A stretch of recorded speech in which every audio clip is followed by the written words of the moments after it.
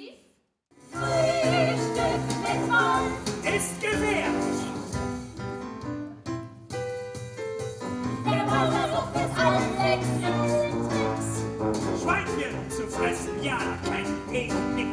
Doch kleine Schweinchen sind zum Glück nicht dumm.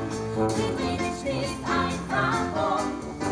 War die Sache eben noch riskant, frisst uns der Wolf jetzt aus der Hand.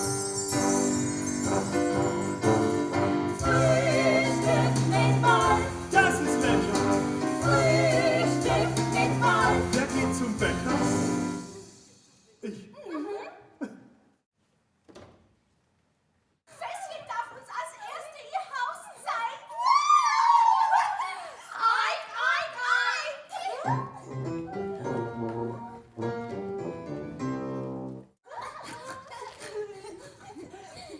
Drei kleine Schweinchen haben dicke Beine, alle Schweinespeck.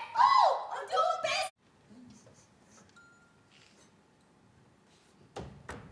Die beiden müssen raus. Zwei kleine Schweinchen haben dicke Beine, wo liegen einen Dreck. Und du bist weg. Also denen!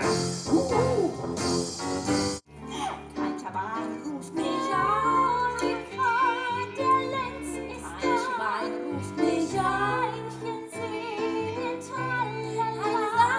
Die ganze Welt ist wie verhext. Veronika, der Spargel wächst. Hust ich gleich was!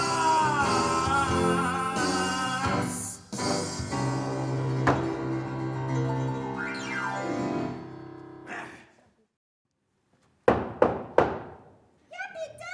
Besuch! Sind Sie angemeldet? Natürlich nicht.